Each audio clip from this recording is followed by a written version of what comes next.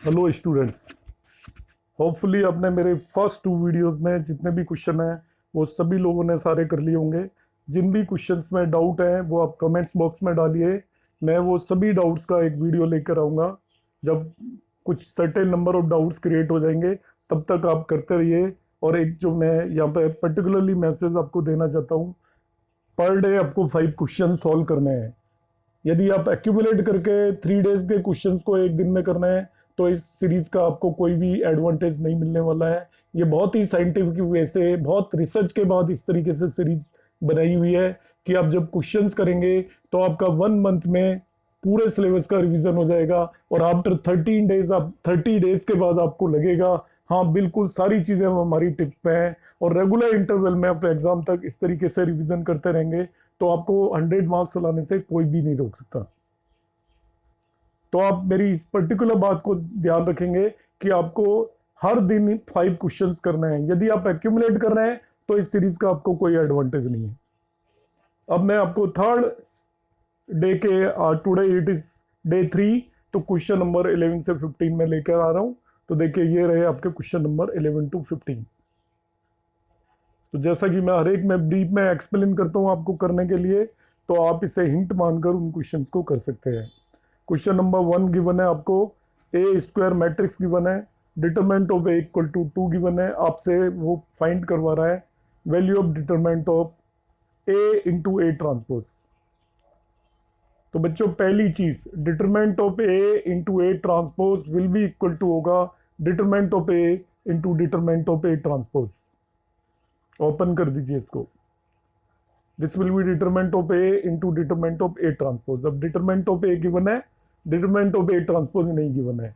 मगर ये ध्यान रखना, किसी भी डिटरमिनेंट का ट्रांसपोज की भी वैल्यू वही होती है। इसलिए जो डिटरमिनेंट ऑफ ए की वैल्यू है वही डिटरमिनेंट ऑफ ए ट्रांसपोज की वैल्यू होगी। अब पूरा सुना होगा आपने, तो अकॉर्डिंगली आप वैल्यू रख देंगे, you will get the answer. Question number 2 पे आ जाते हैं हम। ये बहुत कॉमन क्वेश्चन है, बहुत इंपॉर्टेंट है, डिफरेंट वे में आता है। इसमें आप एक प्रॉपर्टी यूज कर सकते हैं आपकी। यहाँ पे ए स्क्वायर मैट्रिक्स दे रखा है of order 3 and determinant of adjoint of A given 64 है। Find determinant of A. तो देखिए determinant of adjoint of A जो होता है वो determinant of A raise to power n-1 होता है। Determinant of A raise to power n-1 is equal to determinant of adjoint of A. Property use करिए। यहाँ पे n ऑर्डर ऑफ मैट्रिक्स है, तो डिटरमिनेंट ऑफ ए n की value आप 3 put कर देंगे तो determinant of A square equal to 64 आ जाएगा। उससे डिटरमिनेंट ऑफ ए की वैल्यू आपकी +-8 आ जाएगी।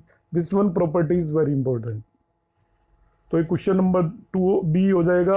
अब मैं क्वेश्चन नंबर 2 पे आता हूं जो इस सीरीज का 12th क्वेश्चन है आपका। If x under root 1 plus y under root 1 plus x equal to 0 दिया हुआ है, आपको प्रूव करना है dy upon d x is equal to -1 upon 1 plus x whole square. NCERT का क्वेश्चन है मिसलेनियस का डिफरेंशिएशन में से, तो आपको खुद ट्राई करनी चाहिए। फिर भी मैं हिंट बता रहा हूँ, इस क्वेश्चन में आपको क्या करना है, सीधा ही डिफरेंशिएट करोगे तो जो प्रूव करवाना चाह रहा है वो नहीं आएगा। डिफरेंशिएशन हो जाएगा मगर प्रूफ नहीं होगा। तो प्रूव करने के लिए बच्चों क्या करना है, आपको x under root 1 plus y term को एक तरफ रखना है और दूसरी तरफ ले जाना है -y under root 1 plus x को। दोनों तरफ होल स्क्वायर कर देना है। होल स्क्वायर करके आप सेम साइड में लिया होगे सभी टर्म्स को और इसको फैक्टराइज करेंगे तो आपके फैक्टर्स आएंगे। आप करके देख लेना, x माइनस वाई और दूसरा आएगा x minus y plus x y equal to 0। तो जो x minus y plus x y equal to 0 जो फैक्टर आएगा उससे आप y की वैल्यू निकाल लेना और उसको डिफरेंशिएट करने पे ये आंसर आएगा। तो मेरा हिंट इतना ही है, आप बाकी खुद ट्राई करेंगे। यदि आपको कोई डिफिकल्टी आती है तो you can again ask me this one particular question. तो हम क्या करेंगे उसमें मैं आपको ये एक्सप्लेन कर दूंगा और मेरे डिफरेंसेस इनके वीडियोस यदि आप देखोगे तो वहां पे एक क्वेश्चन अवेलेबल है। क्वेश्चन नंबर 3 पे आ जाता हूं। ये लिमिट्स एंड कॉन्टिन्यूटी का क्वेश्चन है। यहाँ पे जो भी एक एफ फंक्शन दिया हुआ है at x equal to 0 continuous दिया हुआ है, find the value of A. तो बच्चों ये बहुत सिंपल है, इसमें आप चाहे तो लेफ्ट लिमिट निकाल लें और राइट लिमिट निकाल लें, वो दोनों ही एक इक्वल होंगी। तो दोनों सॉल्व करने की जरूरत नहीं है, आपको डबल फैसिलिटी है इस क्वेश्चन में। आप ये लेफ्ट लिमिट निकाल के भी ए की वैल्यू निकाल सकते हैं, बिकॉज ये कंटिन्यूस हुआ है, इसका मतलब वैल्यू ऑफ फंक्शन कितनी दी हुई है, a, that will be equal to left hand limit and that is also equal to right hand limit. तो आप चाहें तो लेफ्ट हैंड लिमिट सॉल्व कर सकते हैं। तो लेफ्ट में बता देता हूं आपको, 1 माइनस कॉस 4x को 2 साइन स्क्वायर 2x लिख दीजिए बस। 2 sign square 2x divided by x square दिया हुआ है। अब 4 से नीचे मल्टीप्लाई करेंगे, 4 से ऊपर मल्टीप्लाई करेंगे, sine square 2x divided by 4x square 1 हो जाता है। By using property limit x tends to 0 sin x by x equal to 1, तो in this way you can get answer as 8। तो मैंने हिंट दिया है, थोड़ा आपको करना आता है तो आप कर पाएंगे। राइट हैंड लिमिट भी निकाल सकते हो। राइट हैंड लिमिट निकालने के लिए आप डिनोमिनेटर को रैशनलाइज कर देंगे, डिनोमिनेटर को रैशनलाइज कर दीजिए आप। तो डिनोमिनेटर को रैशनलाइज करने पर आपका राइट हैंड लिमिट भी आ जाएगा, x टेंड्स टू 0 आप रख देंगे। Question number 14 is third day का fourth question. y equal to this thing given है, is increasing function throughout इस डोमेन, ये आपको प्रूव करना है।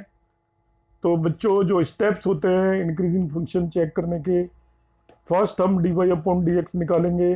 dy अपॉन dx जो भी आएगा वो हम देख लेंगे कि कहाँ पे ग्रेटर देन 0 होता है। इस पर्टिकुलर फंक्शन के अंदर dy upon dx greater than 0 हो जाएगा x ग्रेटर देन -1 पे, और on the basis of that हम कह देंगे it is increasing throughout इस domain. This question is also from the NCERT, तो आप ट्राई करेंगे इसे। Question number 15, find the area of region bounded by this parabola and line x is equal to 4y-2। तो ये बहुत ही ज्यादा simple question है, ये भी एनसीईआरटी से x square is equal to 4y ये वाला पैराबोला होता है। अब लाइन ड्रॉ कर लेंगे ऐसे।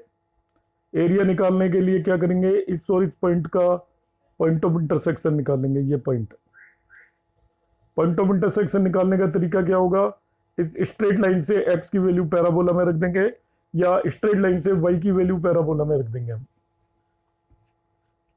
स्ट्रेट लाइन से y की वैल्यू रख दी तो x के दो पॉइंट्स मिल जाएंगे, एक इस पॉइंट का कोऑर्डिनेट होगा, एक इस पॉइंट का कोऑर्डिनेट होगा। आप स्ट्रेट लाइन के नीचे का एरिया निकाल लेंगे इन दोनों पॉइंट्स के बीच में, और उसमें से इस पैराबोला के नीचे का एरिया उन दोनों पॉइंट्स के बीच में सब्ट्रैक्ट कर देंगे, तो ये डिजायर्ड एरिया आपका आ जाएगा।